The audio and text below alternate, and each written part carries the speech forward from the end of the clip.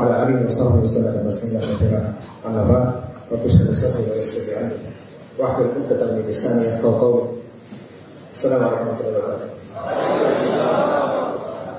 আলহামদুলিল্লাহ আমরা সবাই এখানে একত্রিত হতে পারছি এটা মহান আল্লাহ শুকরিয়া আদায় করি আল্লাহ আমাদের এই মজলিসে আমাদের এই আলোচনার মধ্যে আমাদের উপস্থিতির মধ্যে বারাকা দান করেন ইখলাস দান করেন আমাদের পক্ষ থেকে কবুল করেন আমাদের ইখলাসের ত্রুটি আছে আমাদের নিয়তের যে ত্রুটি আছে এটা দূর করে দিতে এটা কবুল করেন আমাদের রিয়া থেকে নিফাক থেকে হেফাজত করেন আপনারা কেমন আছেন আপনার কতক্ষণ শুনতে পারবেন আমাকে একজন বলছে কুমিল্লার একজন আমাকে বলছে যে কুমিল্লার মানুষটাকে বেশি লম্বা কথা শুনতে পছন্দ করে তো আমার অনেক লম্বা কথা আছে সেটা আমি চেষ্টা করতেছি আচ্ছা ঠিক আছে আমি চেষ্টা করতেছি কথা বেশি লম্বা না করে একটা সহজ জায়গা থেকে আমরা কথা শুরু করি সেটা হলো আজকে আমরা এখানে কেন আসছি কোন পরিচয়টা নিয়ে আমরা এখানে আসছি কারণ মানুষের পরিচয় অনেকগুলো দিক থাকে আপনার একটা পারিবারিক পরিচয় আছে আপনার একটা প্রাতিষ্ঠানিক পরিচয় আছে আপনার অঞ্চলগত পরিচয় থাকে শিক্ষাগত পরিচয় থাকে বিভিন্ন ধরনের পরিচয় আমাদের থাকে কিন্তু সবগুলো পরিচয় আসলে সমান না পরিচয়ের মধ্যে কিছু পরিচয় মুখ্য হয় কিছু পরিচয় বেশি প্রাধান্য পায় তো এখানে কোন পরিচয়টা নিয়ে আমরা আসলে আসি ইমানের পরিচয় নিয়ে আমরা এখানে আসছি কিন্তু এই পরিচয়টার গুরুত্ব আসলে কতটুকু এটার ওজন আসলে কতটুকু এটা আমরা আসলে বুঝি কিনা সবসময় আমার কাছে মনে হয় আমরা এটা আসলে বুঝি না অন্য অনেক কনসিডারেশন অন্য অনেক পরিচয় অন্য অনেক বিষয় আমাদের কাছে মুখ্য হয়ে ওঠে দেখেন দুনিয়ার জীবনে অনেক অনিশ্চয়তা আছে দুনিয়ার জীবনের বেশিরভাগ জিনিস আসলে অনিশ্চিত দুনিয়ার জীবনে একটা বিষয় নিশ্চিত সেই জিনিসটা কি সবাইকে মরতে হবে আর আপনি যখন মরবেন তখন আপনার আরেকটা জীবন শুরু হবে আখিরাতের জীবন ওই জীবনে আপনার পরিচয়টা কি আপনি চিন্তা করেন আপনি মারা গেছেন আপনার লাশ গোসল করানো হয়েছে আপনাকে কাফন করানো হয়েছে আপনাকে অবস্থায় নিয়ে যাওয়া হয়েছে মাটির মধ্যে রাখা হয়েছে মাটি চাপা দেওয়া হয়েছে আপনার বন্ধু আপনার পরিবার আপনাকে রেখে চলে গেছে তারা নিজের জীবনে ফিটুক গেছে মাটির একটা ঘরে আপনি এখন একা এখন আপনাকে প্রশ্ন করা হবে কি প্রশ্ন করা হবে আপনাকে তোমার বাবা কে ছিল তুমি বিসিএস ঠিক ছিল কিনা তোমার সিজিপিএ কত ছিল তোমার ক্যারিয়ার কেমন ছিল তোমার স্ট্যান্ডার্ড অফ লিভিং কত ছিল তোমার কত বড় বাড়ি ছিল এই প্রশ্ন করা হবে আপনাকে না আপনাকে প্রশ্ন করা হবে কি মান রব্বুকা তোমার রব কে ছিল তোমার দিন কি ছিল তোমার নবী কে ছিল এই প্রশ্নগুলো আপনাকে করা হবে এই প্রশ্নগুলো কিসের প্রশ্ন ইমানের প্রশ্ন অর্থাৎ আপনার যে পরিচয় যে জীবনটা স্থায়ী জীবন আপনার পরিচয় ইসলাম এটা ছাড়া আপনার পরিচয় আপনি আখিরাত পার করতে পারবেন না মুসাফির মরুভূমির মধ্যে দিয়ে যাচ্ছে সে বিশ্রাম নেওয়ার জন্য একটা গাছের নিচে থামলো এখানে তার অবস্থান কিন্তু অল্প সময়ের জন্য সেখানে কন্টিনিউসলি থাকবে না রেল স্টেশনের প্ল্যাটফর্ম আপনি ট্রেনের জন্য অপেক্ষা করতেছেন আপনি এখানে সবসময় থাকবেন না দুনিয়ার জীবনকে এরকম এই প্ল্যাটফর্মের মতো আপনি এখানে সাময়িক সময়ের জন্য থাকবেন এরপরে আপনাদের জীবন শুরু হবে যেটা হলো জীবন এবং ওই জীবনে আর কোনো পরিচয় আপনার আসলে নাই এই পরিচয়টা ছাড়া ইসলামের যে পরিচয় মুসলিম যে পরিচয় এই পরিচয়টা ছাড়া কিন্তু বলা হয় আমরা ভুলে যাই দুনিয়া আমাদেরকে ধোকা দেয় দুনিয়ার জীবন হলো এনজয়মেন্ট অফ ডিস্ট্রাকশন এটা আমাদেরকে গাফিল করে রাখে আখিরাতের ব্যাপারে গাফিল করে আল্লাহর ব্যাপারে গাফিল করে শরিয়ার ব্যাপারে গাফিল করে ইবাদতের ব্যাপারে গাফিল করে এবং আমাদের এই পরিচয়ের ব্যাপারে গাফিল করে তো এই পরিচয়ের গুরুত্বটা আসলে বোঝা দরকার যে এইটা দিয়ে আমাদেরকে আখিরাত পার করতে হবে এটা হচ্ছে মনে করেন আপনি গভীর সমুদ্রে বের হয়েছেন একটা ভেলা নিয়ে এই ভেলাটা হলো লা ইলাহা ইল্লাল্লাহ মুহাম্মাদুর রাসূলুল্লাহ ভেলা এটা হলো ইমানের ভেলা এটা যদি ছুটে যায়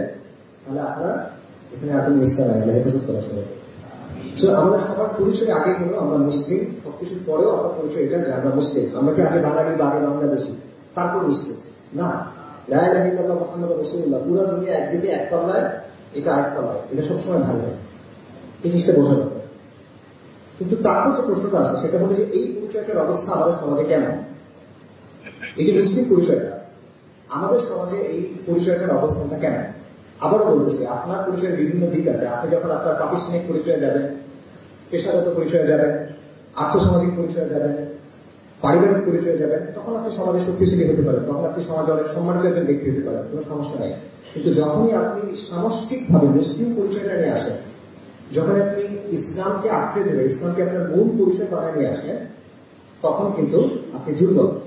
আপনি খালি দুর্বল না, আপনি সেকেন্ড ক্লাস সিটিজেন। এই কথাটা হজম করতে কষ্ট হবে। বাকি আমি আপনাদেরকে এক্সাম্পল দিই।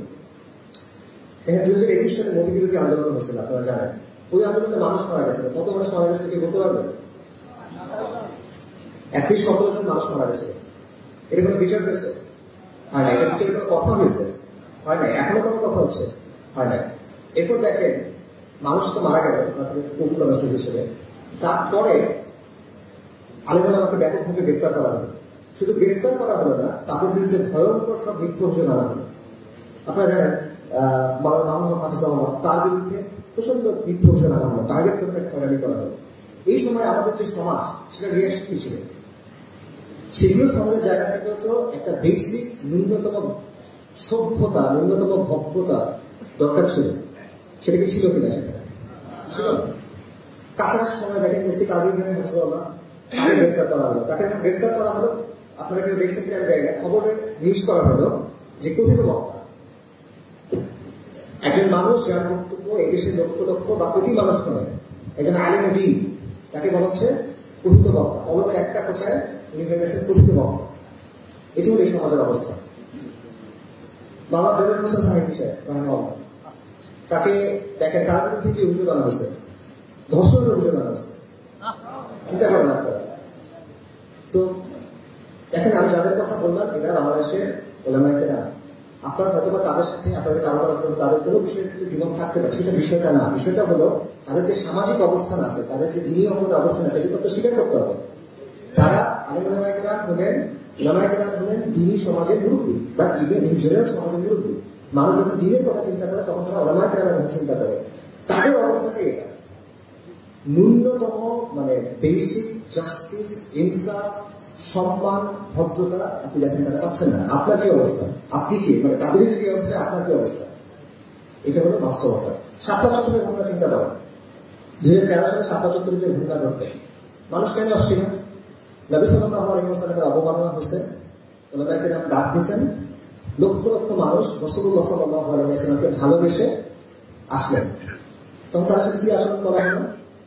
একটা দেশের রাজধানীতে মতিঝিলের মতো একটা জায়গায় রাতের বেলায় লাইট নিভায়ে থিয়ারিং অপারেশন করা হলো এবং 1,55,000 রাউন্ডের বেশি বুলেটস এবং টিয়ার শেলস ইউজ করা হলো এবং বলা হলো যে এরা আন্দোলনকারী।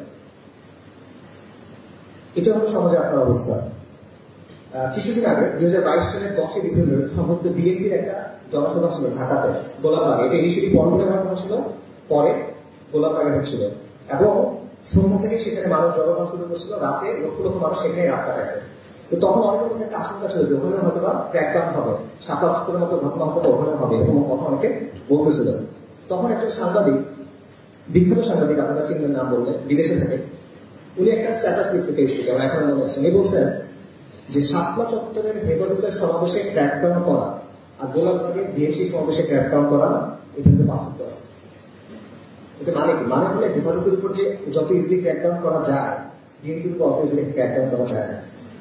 এটা বাস্তবতা। আসলে আপনাদের কাছে নিরাপদ সড়ক যে আন্দোলন হয়েছিল 2018 সালে, ওটা কিন্তু ব্যাপক তীব্র হয়েছিল আন্দোলনটা একসময়। কিন্তু ওই সময়ও ইভেন হাসিনা সরকারও চিন্তা করে না যে হেফাজতকে যেভাবে দমন করছি, ছাত্রদের এভাবে দমন করি, এটা কিন্তু সে চিন্তা করে না। কেন?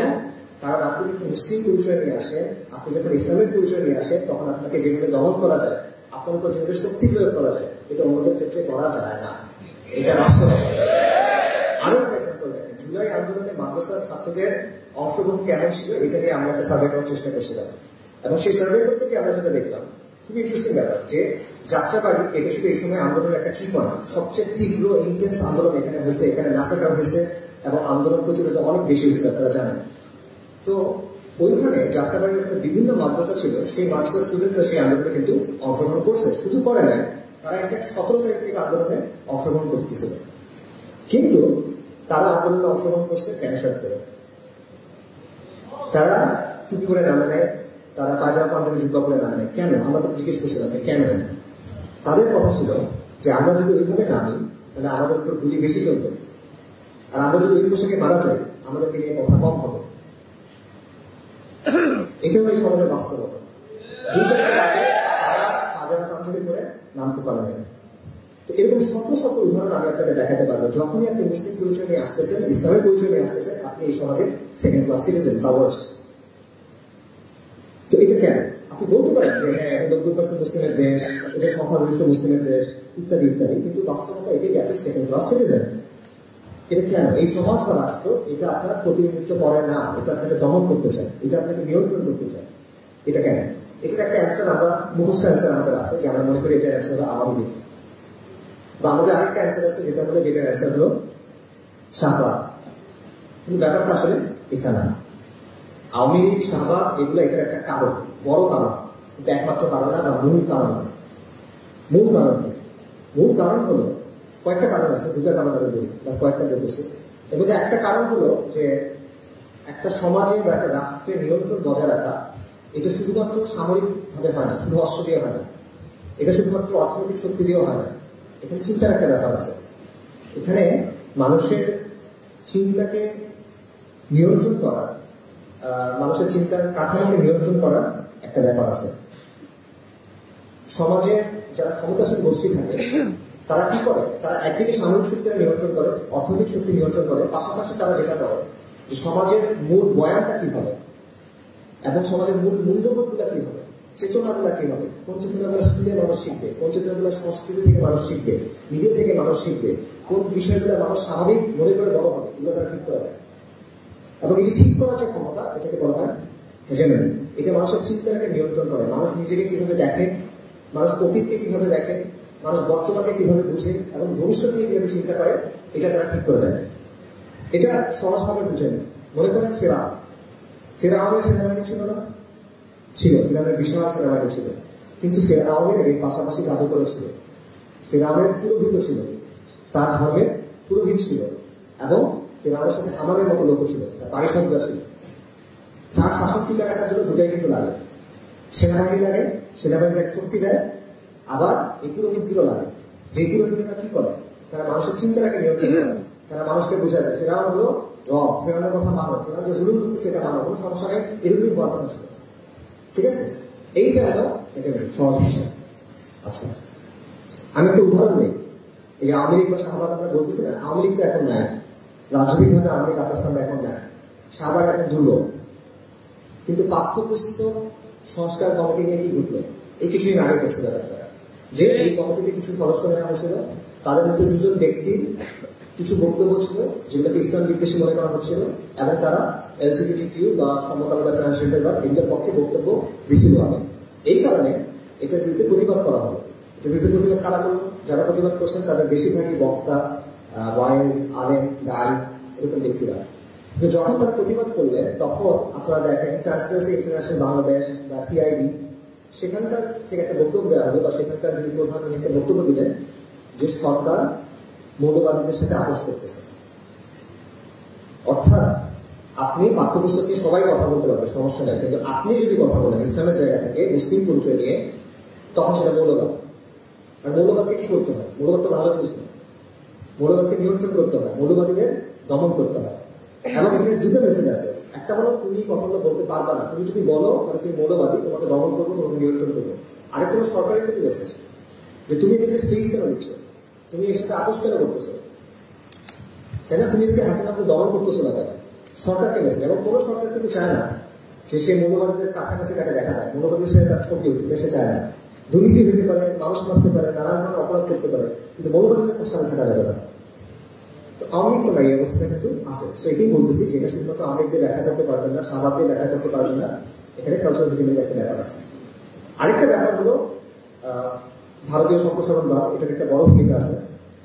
আমাদের সাংস্কৃতিক যে অঙ্গন, এটার মধ্যে ভারতীয়দের ব্যাপক প্রভাব, এবং অবশ্যই তারা সবসময় ইসলামকে, এই ভূখণ্ডে ইসলামকে একটা বড় সেট মনে করে, সব জায়গাতে মনে করে, বিশেষ করে এখানে তাদের ন্যাশনাল সিকিউরিটির জন্য একটা বড় সেট মনে করে। তারপর ওয়ার অফ টেরর যেটা আছে আমেরিকার, সন্ত্রাসের বিরুদ্ধে যুদ্ধ, এটার একটা ভূমিকা আছে। কারণ এটা চায় যে ইসলামের যে রাজনৈতিক দিকগুলো আছে, বা হুকুমতের সাথে ইসলামের যে সম্পর্কের ব্যাপার আছে, বা বিশ্ব রাজনীতিকে ইসলামের জায়গা থেকে দেখা, এই বিষয়গুলোকে সে মনে করে র্যাডিক্যালিজম। সো এই ব্যাপারটাও প্রভাবিত করে আপনার সমাজে আপনার যে অবস্থা বা দমনপীড়নের ব্যাপারটা। পাশাপাশি সেকুলারিজম বা সেকুলার রাষ্ট্রের একটা বড় ভূমিকা আছে। যে সেকুলার রাষ্ট্র বা সেকুলারিজম আমাদের এখানে জোর করে চাপা দেওয়া হয়েছে। এটা কলোনিয়াল সময় এসে ফিরিঙ্গিরা আমাদের উপর চাপায় দিচ্ছে এবং এটা টিকে রাখতে হচ্ছে অস্ত্রের জন্য। ঠিক আছে? তো সাধারণ এখন এটার সাথে ইসলামের একটা সংঘর্ষ আছে। ইসলাম কখনো সেকুলারিজম মেনে নিবে না, সেকুলারিজম কখনো পূর্ণাঙ্গ ইসলাম মানতে পারবে না। তো এই অবস্থায় সাধারণ মানুষ আবার চায় ইসলাম, সে হয়তো ইসলাম বুঝে না, কিন্তু সে ইসলাম চায়। তো সমাজ ও রাষ্ট্রে যদি ইসলামের অবস্থানটা শক্তিশালী হয় তাহলে তো সেকুলার রাষ্ট্রের জন্য ভালো রাখা না, খারাপ। এই কারণে সেকুলার রাষ্ট্র কখনোই যেই সেকুলারই হোক, খুব গরম সেকুলার বা খুব নরম সেকুলার, ডাজন্ট ম্যাটার, সে কখনো পরিপূর্ণভাবে ইসলামকে মেনে নিতে পারবে না, বরং সবসময় তার একটা চেষ্টা থাকবে ইসলামকে সীমানা দেওয়া, ইসলামকে আটকায় ফেলা এবং ইসলামকে পরিবর্তন করা, ইসলামকে নিজের মতো করে একটা ছাঁচের মধ্যে বসানো। এবং এই ব্যাপারটা আমাদের এখনো দেখতেছি, আগের সময় দেখছি, এখনো দেখবে, সামনে আপনারা এটা দেখবেন আসলে। তো এই যে বিষয়গুলো, এগুলো আসলে নতুন কিছু না। ঠিক আছে? এই বিষয়গুলো আসলে নতুন কিছু না। আমরা যে এখানে সেকেন্ড ক্লাস সিটিজেন, আমাদের অবস্থা যে দুর্বল, এটা আমরা মোটামুটি বুঝি। আমরা হয়তো এইভাবে আর্টিকুলেট করি না, কিন্তু এই ব্যাপারটা অনুভূতিটা, উপলব্ধিটা আমাদের মধ্যে আসে। আপনারা দেখবেন যে আজ থেকে 30-40 বছর আগে বাংলা আব্দুর রহমান ওদের একটা বক্তব্য ছিল, একটা পুস্তিকা আকারে পরে বের হয়েছে, সেটার নাম ছিল বাংলাদেশের মুসলমানরা মজলুম এবং মাহরুম। অর্থাৎ এই আন্ডারস্ট্যান্ডিংটা আমার কিন্তু ছিল, এটা খালি উনি অনেকে এই বিষয়গুলো আলোচনা করছেন। তো এই যে সমস্যাটা, এটা মুখোমুখি হয়ে আমরা কি করি? এটা মুখোমুখি হয়ে আমার মনে হয় আমরা মোটামুটি 3টা অ্যাপ্রোচ গ্রহণ করছি। একটা হলো অ্যাসিমিলেশন, অর্থাৎ মিশে যাওয়া, যে আমরা সমাজের সাথে খাপ খাওয়ানোর চেষ্টা করছি এবং খাপ খাওয়াতে গিয়ে ইসলামের সাথে ছাড় দিচ্ছি। সমাজের সাথে খাপ খাওয়া নেওয়ার জন্য ইসলামের জায়গায় ছাড় দিচ্ছে, আপোষ করছে। এটা হলো একটা অ্যাপ্রোচ, অ্যাসিমিলেশন, মিশে যাওয়া, মিশ্রণ। দ্বিতীয় যে অ্যাপ্রোচ, সেটা হলো আইসোলেশন বা বিচ্ছিন্ন হয়ে থাকা, আলাদা হয়ে থাকা। আমরা নিজেদের একটা বলয় বানায় নিয়েছি।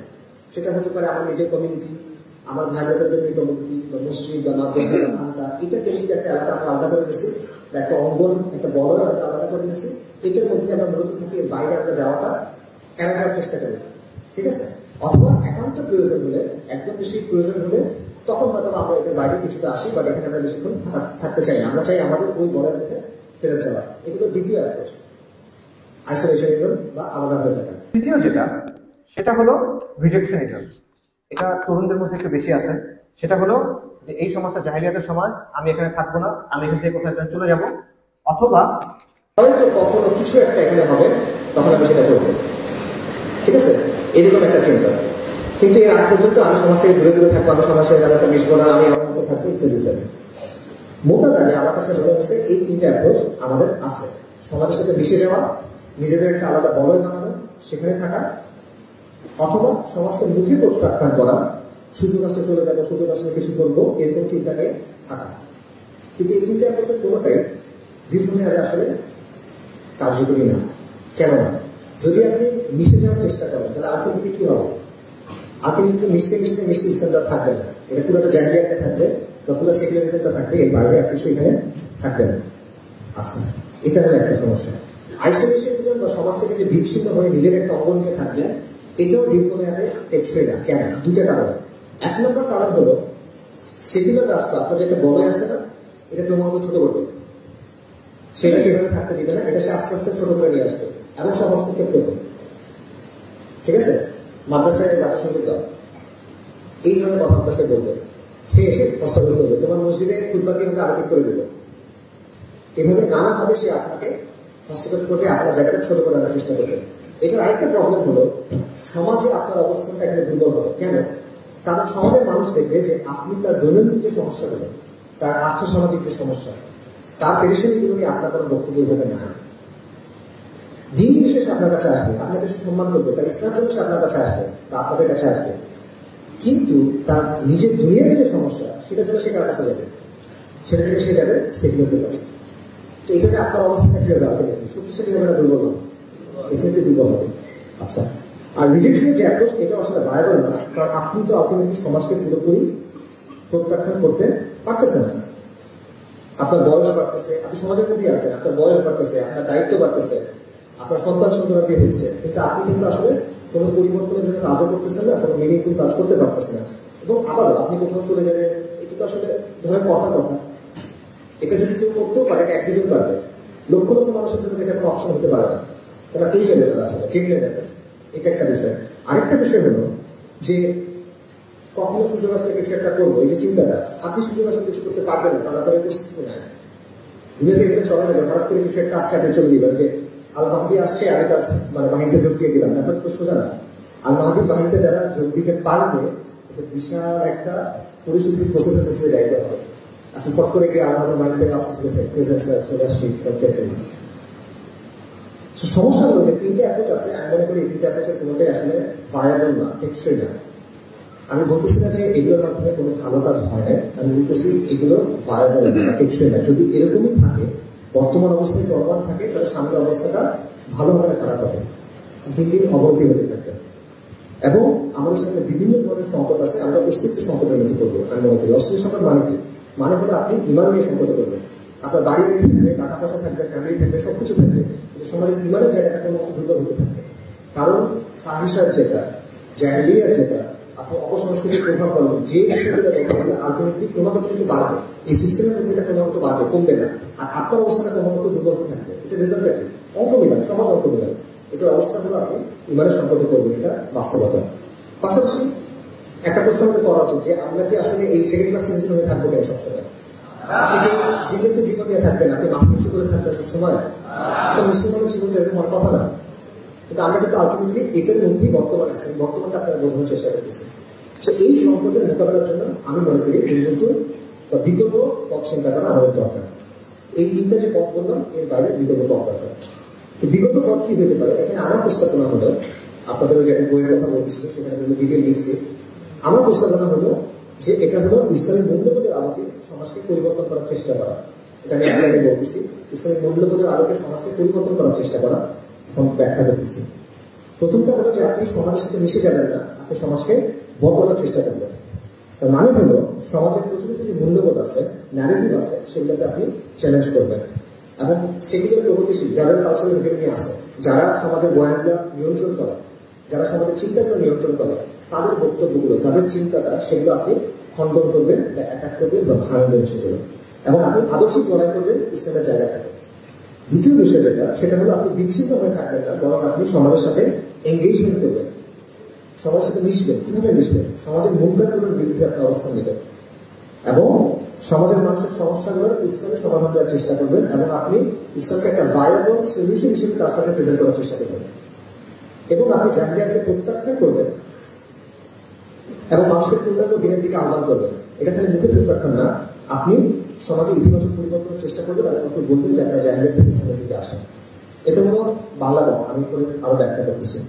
দেখেন, নবীদের দাওয়া, আমাদের সালাম, তাদের দাওয়ার মৌলিক কিছু বৈশিষ্ট্য ছিল। প্রথম বৈশিষ্ট্য ছিল কুফর আলো বা ইমান বিল্লাহ, সব মিথ্যা ইলাহকে অস্বীকার করা, সব মিথ্যা দিনকে অস্বীকার করা, নাফি করা, তারপর তাওহীদকে সত্যায়ন করা, তাওহীদের সাক্ষ্য দেওয়া। তারপর তারা দাওয়ার একটা বৈশিষ্ট্য ছিল আমর বিল মারুফ ওয়া নাহyi আনিল মুনকার। তারা সমাজের মুনকারের বিরুদ্ধে বলছেন বা বাধা দেওয়ার চেষ্টা করছেন সামর্থ্য থাকলে, এবং তারা মানুষকে সৎ কাজের আদেশ করছে বা সৎ কাজের দিকে ডাকছেন। এবং আরেকটা বিষয় ছিল, মৌলিক বিষয়, সেটা হলো আল ওয়ালা ওয়াল বারা, যে আল্লাহ যে জিনিসটা ভালোবাসেন সেটাকে আমি ভালোবাসবো, যাদেরকে ভালোবাসেন তাদেরকে আমি ভালোবাসবো। আবার আল্লাহ যে জিনিসটা অপছন্দ করেন বা ঘৃণা করেন, যাদেরকে অপছন্দ করেন বা ঘৃণা করেন, সেই বিষয়গুলোকে, সেই জিনিসগুলোকে আমি অপছন্দ করবো, আমি ঘৃণা করবো। ঠিক আছে?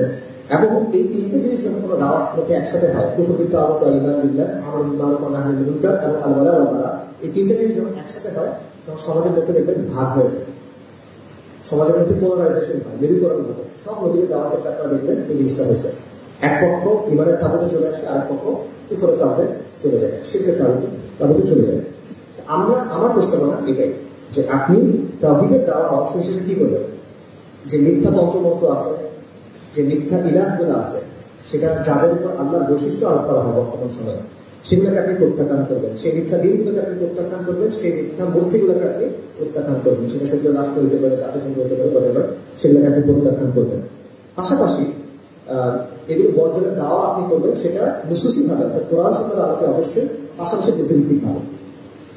ঠিক আছে? কুফর বিল্লাহ, ঈমান বিল্লাহ, এবং এটা হলো তাদের ন্যারেটিভে ভাবে। এবং ঈমান বিল্লাহ হলো যে আপনি পরিপূর্ণভাবে দ্বীন ইসলামকে আঁকড়ে ফেলবেন, সামগ্রিকভাবে দ্বীন ইসলামকে, কোনো কিছু ছেড়ে না, দ্বীন ইসলামের পুরো অংশটাকে আপনি গ্রহণ করবেন, ইসলামের পুরো ওয়ার্ল্ডকে আপনি ধারণ করবেন এবং এটার দিকে দাওয়াত দিবেন। পাশাপাশি আমর বিল মারুফ ওয়া নাহyi আনিল মুনকার, সেটা হলো ইসলামের শিক্ষার আলোকে সমাজের মূলকারগুলো নিয়ে আপনি কথা বলবেন। একটু আগে বলতেছিলাম যে মানুষের সমস্যাগুলোর সমাধান আপনি ইসলামের ক্ষেত্রে দেওয়ার চেষ্টা করবেন, তাদের সামনে ইসলামকে একটা ভায়াবল সলিউশন হিসেবে প্রেজেন্ট করবেন। এবং আল্লাহ বলবা সেটা হলো কুফর এবং কুফরের যে অনুসারী আছে তাদের সাথে বারাত ঘোষণা করা, তাদের সাথে সম্পর্ক ছেদ করা। ইসলাম এবং সেকুলারিজমের যে দ্বন্দ্ব, আল্লাহর আইন এবং গায়রুল্লাহর আইনের যে দ্বন্দ্ব, এটাকে মূল প্রশ্ন হিসেবে সামনে নিয়ে আসা। এবং মুসলিমরা আপনার মৃত্যু হবে, মিত্র হবে, মুসলিমরা আপনার মিত্র হবে। সেটা মত কখন পার্থক্য থাকবে, আপনার সাথে মানহাজ মাসলাকের পার্থক্য থাকবে, সেই সমস্যা না। মুসলিমরা আহলুল কিবলা আপনার মিত্র হবে, আর যারা আহলুল কুফর আহলুল শিরক তারা আপনার প্রতিপক্ষ হবে। এই জিনিসটা স্পষ্ট করতে হবে। যদি এটা করা হয় তাহলে অটোমেটিক্যালি আপনি দেখবেন যে সমাজের মধ্যে এই প্রশ্নটা মূল প্রশ্নের জায়গায় চলে আসবে। এখন মূল প্রশ্ন হলো সংস্কার নাকি নির্বাচন, বা ফ্যাসিবাদ নাকি চেতনা, বা এদল নাকি বিলন। এই প্রশ্নগুলো হলো আমাদের সমাজের মোটামুটি মূল প্রশ্নের জায়গায়। এই জায়গাটাতে তখন আসবে যে ইসলাম সেকুলারিজম, আল্লাহর আইন নাকি গায়রুল্লাহর আইন, আল্লাহর দিন নাকি মানুষের বানানো দিন। এই প্রশ্নগুলো তখন মৌলিক জায়গায় চলে আসবে। এবং এটার জন্য আপনার দুটো জায়গায় কাজ করতে হবে, একটা হলো বাস্তব ময়দানে, একটা হলো আদর্শিক ময়দানে। এই সবগুলো কথাই পুরোনো কথা, এগুলো নতুন কিছু না। আপনারা অনেক সময় বিভিন্ন কিতাবাদিতে আলোচনায় এগুলো পাইছেন। এর সাথে বাস্তব ময়দানে তাদের ক্ষেত্রে একটা বিষয় প্রস্তাব করবো, সেটা হলো সোশ্যাল অ্যাক্টিভিজম, বা এটাকে কমিউনিটি অর্গানাইজিং বলে, এটাকে গ্রাসরুটস অ্যাক্টিভিজম বলে, নানা কথা বলা হয়। বাট মূল বিষয়টা সহজ। এটার মানে হলো স্থানীয় পর্যায়ে আপনারা যে যে পর্যায়ে আছে সেই জায়গায় মানুষকে একত্রিত করা, তাদেরকে দিনের দিকে ডাকা, এবং সমাজে ইতিবাচক পরিবর্তন আনার জন্য তাদের যে শক্তি আছে, তাদের যে সামর্থ্য আছে এবং তাদের যে সংখ্যা আছে, আবার বলছি সমাজে ইতিবাচক পরিবর্তন আনার জন্য তাদের শক্তি, সামর্থ্য এবং সংখ্যা, এগুলোকে কাজে লাগানো। এটা হলো সোশ্যাল অ্যাক্টিভিজম। সহজ মনে করেন আপনি নিজ এলাকায় খেলাটা করতেছেন, ঠিক আছে, অথবা এলাকার কিছু তরুণ একসাথে সমাজ কল্যাণ টাইপের কিছু কাজকর্ম করতেছে, এলাকার ইস্যু নিয়ে কাজ করতেছে, এগুলো অ্যাক্টিভিজম, সোশ্যাল অ্যাক্টিভিজম। অথবা আপনি স্কুল, কলেজ, বিশ্ববিদ্যালয়ের যে স্টুডেন্টরা আছে তাদের জন্য বিভিন্ন আয়োজন করতেছেন, career counselling, porn addiction, screen addiction, time management, self হেল্পের বিষয়, এরকম যে কোনো বিষয়ে আপনি তাদের জন্য আয়োজন করতেছেন, তাদের জন্য খেলাধুলার আয়োজন করছেন, ঘুরতে যাচ্ছেন, তাদের সাথে এনগেজমেন্ট করতেছেন এবং তাদেরকে এর মাধ্যমে নিজের দিকে রাখতেছেন। এটা অ্যাক্টিভিজম। তারা দৈনন্দিন জীবনের সমস্যাগুলো সমাধান দিচ্ছে, এগুলো অ্যাক্টিভিজম। পাশাপাশি বিভিন্ন সামাজিক ইস্যু নিয়ে মনে করেন আপনি সোচ্চার হচ্ছেন, আপনি হয়তো লিফলেটিং করতেছেন, পোস্টারিং করতেছেন, আলোচনা করতেছেন, সেমিনার আয়োজন করতেছেন, মানববন্ধন করেন, মিছিল করেন, এই সবগুলো হলো সোশ্যাল অ্যাক্টিভিজম। এখন এই কর্মকাণ্ডের উদ্দেশ্যটা কি, আসলে এখান থেকে লাভ কেন করতেছি? এটা লাভটা হলো যে আপনি জনপরিসরে, আমি বলতেছিলাম আপনি সেকেন্ড ক্লাস সিটিজেন, আপনি যখন আসেন আপনি দুর্বল, আপনাকে দাঁড়াতে দেওয়া হয় না, আপনাকে সন্দেহের চোখে দেখা হয়, এই জায়গাটা পরিবর্তন করা। এবং এই জায়গাটা আপনার কাজ করে পরিবর্তন করতে হবে, একটা জায়গা আপনার করে নিতে হবে, কেউ আপনাকে জায়গাটা এসে দিয়ে যাবে না। ফর এক্সাম্পল, আজকে এখানে যে শিল্পকলার অনুষ্ঠান হচ্ছে, এর আগে এখানে একটা অনুষ্ঠান হয়েছে কিনা না, বা যদিও হয় অনেক কম হয়েছে। এবং এটা কিন্তু মানুষের কাছে অপরিচিত একটা বিষয়, অনেক মানুষই এটা একটু সন্দেহ চলে দিচ্ছে, আসলে এখানে কি হচ্ছে, কেন হচ্ছে, নানা বিষয় আছে। বাট আপনি যদি কন্টিনিউসলি করতে থাকেন তখন কিন্তু এটা একসেপ্টেড হয়ে যাবে, নর্মালাইজ হয়ে যাবে। অর্থাৎ আপনি দাঁড়ানোর জায়গাটা এবং সমাজের একসেপ্টেড হওয়া বা সমাজের কাছে নর্মালাইজ হয়ে যাওয়া, এই ব্যাপারটা কিছুটা হলেও অর্জন করতে পারবেন। এই যে মানুষের কাছে এটা অপরিচিত, এই বিষয়টা আপনি ভেঙে দিতে পারবেন। তো এটা, এই জায়গাটা বর্তমানে আপনার নাই, এই জায়গাটা আপনার করে নিতে হবে, এই অবস্থাটা আপনার তৈরি করে নিতে হবে। এটা কথা বলে হবে না, এটা অনলাইনে লেখালেখি করে হবে না, এটা আপনার এই কাজগুলোর মাধ্যমে করে নিতে হবে, যেগুলো আমি সোশ্যাল অ্যাক্টিভিজম বলতেছিলাম, এগুলোর মাধ্যমে জিনিসটা করে নিতে হবে। পাশাপাশি সোশ্যাল অ্যাক্টিভিজমের আরেকটা উদ্দেশ্য হলো জনগণের যে শক্তি, এটাকে কাজে লাগানো। মনে করেন, ধরেন কুমিল্লাতে কোনো একটা এনজিও একটা এলজিবিটিকিউ সেন্টার করলো, কথা। এখন এটার বিরুদ্ধে আপনি কি 5,000 মানুষ একত্রিত করতে পারবেন? জুমার পর না, জুমার পর পারবেন না, জুমার সারা অন্য সমাজের পারবেন কিনা? পারবেন না, তো আপনি পারবেন না। যদি পারেন, আপনি কয়েকদিন তাকে ওখানে রাখতে পারবেন? রাখতে পারবেন না। যদি পারেন তাহলে এটা একটা শক্তি, এটা বড় শক্তি। আসলে আপনার জুড়ে আন্দোলনে দেখছেন যে এই জিনিসটা আসলে কেন একটা বড় শক্তি। সো জনগণের শক্তিটা আপনার কাছে এখন নাই, জনগণ আপনার সাথে হতে আছে। জনগণ এলজিবিটিকে পছন্দ করে না, আপনি যদি তার কাছে গিয়ে বলেন সে আপনার সমর্থন করবে, সে ইসলামকে সমর্থন করে, ইসলাম ভালো সবকিছু আছে, কিন্তু তার সমর্থনটা নিষ্ক্রিয় সমর্থন। এই নিষ্ক্রিয় সমর্থনটা আপনার লাভ নয়, এটাকে একটা সক্রিয় সমর্থনে পরিণত করতে হবে। সো এই কাজগুলো সেটার একটা মাধ্যম, এটার মাধ্যমে আপনি এই জিনিসটা অর্জন করতে পারবেন। পাশাপাশি আরেকটা বিষয় হলো যে এটাকে বলে ম্যাস মোবালাইজেশন বা মানুষকে মোবালাইজ করা। এই জিনিসটা শুধু করতে পারলে হবে না, কারণ আমাদের এখানে অনেক ম্যাস মোবালাইজেশন হয়। আপনি দেখবেন যে বিভিন্ন ইস্যুতে লাখ লাখ মানুষের রাস্তায় নামে, কিন্তু এটা শুধুমাত্র ইস্যু ভিত্তিক হবে না। আপনি যদি দীর্ঘমেয়াদী সফলতা চান তাহলে কি করতে হবে? তাহলে আপনাকে অর্গানাইজড এফোর্ট লাগবে। আপনার তৃণমূল থেকে এই জিনিসটা তৈরি করতে হবে, মানে গ্রাসরুটস থেকে করতে হবে। আপনার নিজের এলাকা, নিজের প্রতিষ্ঠান, নিজের পাড়া মহল্লা থেকে এই জিনিসটা তৈরি করতে হবে, যাতে আপনি ধারাবাহিকভাবে এই জিনিসটা করতে পারেন, ধারাবাহিকভাবে এই শক্তিটা আপনি বাড়াতে পারেন। আচ্ছা, তো এবং এই আবারও বলতেছি, এই কাজটা সমাজে কাজ করে করে অ্যাক্টিভিজমের মাধ্যমে করতে হবে। এটা শুধুমাত্র বয়ান দিয়ে, এটা শুধুমাত্র বক্তব্য দিয়ে কথা বলে হবে না। আমাদের সমাজে অনেক বক্তা আছেন, অনেক বড় বড় বক্তা আছেন, এবং তাদের লক্ষ লক্ষ বা ইভেন কোটি ভক্ত আছে, কিন্তু বক্তার ভক্ত দিয়ে এই কাজটা হবে না। আপনার কর্মী লাগবে, আপনার সমাজ কর্মী লাগবে, ঠিক আছে, আপনার অ্যাক্টিভিস্ট লাগবে। তো এই দুটো অক্ষে যদি কাজ করতে পারে, একটা হলো আদর্শিক, একটা হলো বাস্তব ময়দান, তাহলে আমি মনে করি, ধরুন কথা 10-15 বছর যদি আপনি কাজ করতে পারেন, তাহলে দুটো জিনিস পরিবর্তন হতে পারে। একটা হলো সমাজের মনোজগতে একটা পরিবর্তন আসবে, আরেকটা হলো আপনি সামাজিক শক্তি অর্জন করতে পারবেন। এটা মানে কি? সমাজের মনোজগতে পরিবর্তন মানে সব মানুষ মুসলিম হয়ে যাবে না, সব মানুষ আপনার চিন্তাটা ধারণ করবে না। এটার মানে হলো যারা আপনার পক্ষে না, তাদের কাছে বিষয়টা গুরুত্বপূর্ণ হবে, তারা এটা নিয়ে ভাববে। ওই যে বললাম, আমাদের সমাজে এটা কিন্তু মূল প্রশ্ন না। ইসলাম আমাদের, মানে আমরা যদি কোনো একটা জায়গায় আলোচনা করি বা প্রায়োরিটি একটা লিস্ট করি, সেখানে ইসলাম কিন্তু অনেক নিচে আসে। এইটা একদম শুরুতে চলে আসবে, এটা মূল প্রশ্ন হয়ে দাঁড়াবে। যে আপনার বিপক্ষে, সেও এটা নিয়ে চিন্তা করবে। এটা হলো সমাজের মনোজগতে পরিবর্তন। তাকে চিন্তা করতে হবে যে আমার যে কোনো একটা চুজ করতে হবে, এখানে আমার যে কোনো একটা বেছে নিতে হবে, এই পরিবর্তনটা আসবে। আর সামাজিক শক্তি মানে হলো সহজ ভাষায় পারিপার্শ্বিকতাকে নিয়ন্ত্রণ করার ক্ষমতা এবং প্রভাব অর্জন করা এবং চাপ প্রয়োগের ক্ষমতা। এখন সহজভাবে যদি বলি, আমি আপনাদের একটা এক্সাম্পল দিই। আপনাদের অনুষ্ঠানের নামে ইতিহাসের কথা আছে, তো আমি ইতিহাস থেকে আপনাদের একটা এক্সাম্পল দিই। সামাজিক শক্তি অর্জনের ইতিহাস বা ঐতিহাসিক উদাহরণ হলো, আমার মতে খুব ভালো উদাহরণ হলো ফরাইজি আন্দোলন, বাংলাদেশের বা পূর্ব বাংলার ফরাইজি আন্দোলন। আপনারা জানেন যে আন্দোলনটা শুরু হয় 1818 সালে, হাজী শরীয়তুল্লাহ রাহিমাহুল্লাহ তিনি শুরু করেন। এবং এটার ব্যাপারে আমাদের কিছু চিন্তা ভাবনা আছে যে এটা ছিল একটা মূলত সমাজ সংস্কার বা ধর্মীয় সংস্কারমূলক আন্দোলন। যে ফরাইজিরা কি করতো, তারা 5টা ফরজ আদায় করতে বলতো, তারা বিদআত থেকে দূরে থাকতে বলতো, শিরক থেকে দূরে থাকতে বলতো, হারাম থেকে দূরে থাকতে বলতো। হ্যাঁ, তারা এগুলো করতো, বাট তাদের কার্যক্রম আসলে এর চেয়েও ব্যাপক ছিল। এখানে আরো অন্যান্য বেশ কিছু ডাইমেনশন ছিল, যেটা হয়তো আমরা জানি না। ঐতিহাসিকরা বলেন, অনেক ঐতিহাসিক বলছেন যে ফরাইজি আন্দোলন ছিল ব্রিটিশ ভারতে, ব্রিটিশ শাসনামলে ভারতের প্রথম অর্গানাইজ ইসলামিক মুভমেন্ট।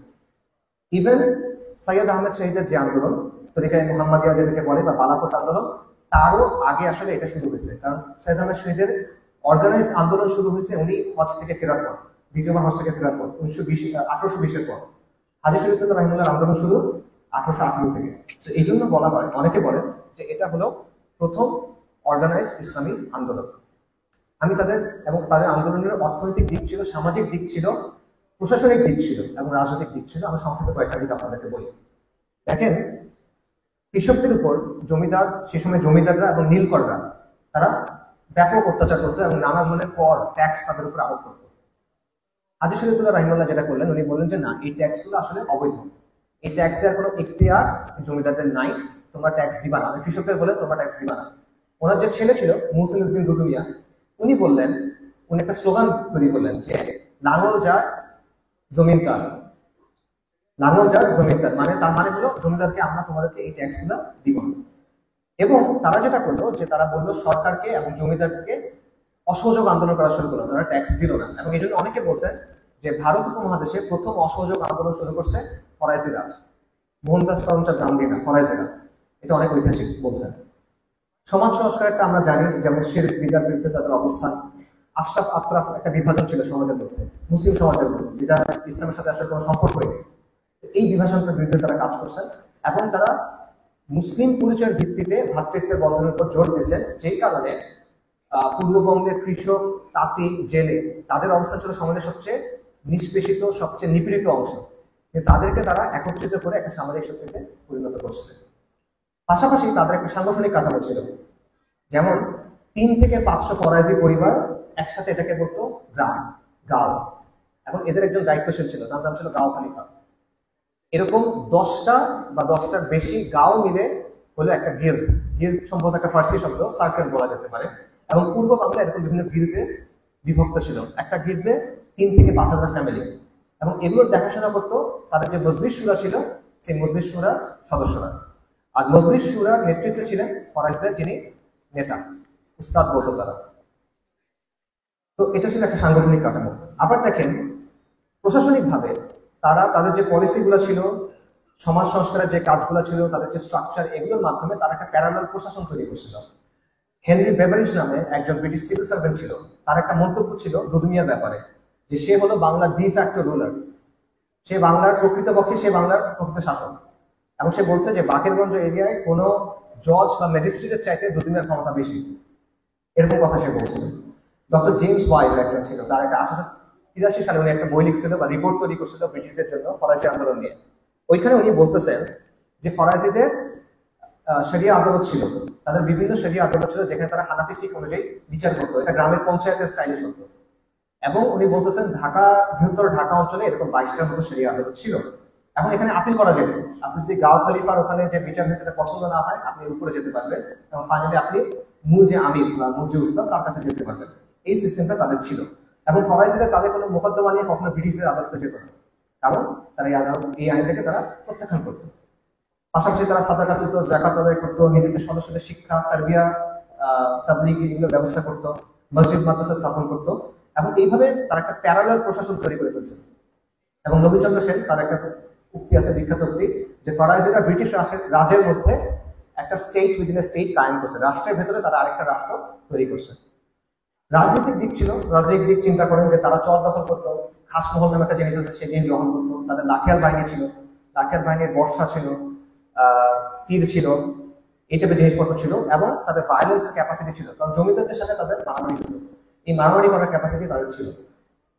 পাশাপাশি তারা বিভিন্ন ধরনের আন্দোলন করছেন কৃষকদের নিয়ে, তারা কোয়ালিশন করছেন, জোট তৈরি করছেন বিভিন্ন সময়ে, নীলকরদের বিরুদ্ধে, জমিদারদের বিরুদ্ধে, ব্রিটিশ রাজের বিরুদ্ধে। তারা ইভেন হিন্দু বোয়ালা, হিন্দু কৃষক এদেরকে নিয়ে একসাথে অসহযোগ আন্দোলন করছেন।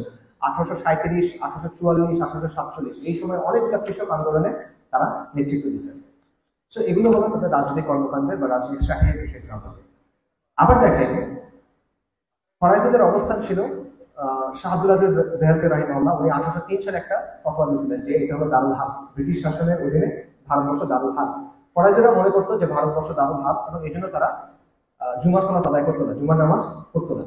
এখন একটা ফিকি একটা বিষয়, এখানে মত পার্থক্য অনেক জায়গা আছে, ওটা পয়েন্টটা না, পয়েন্টটা হলো এটা একটা পলিটিক্যাল পজিশন ছিল তাদের।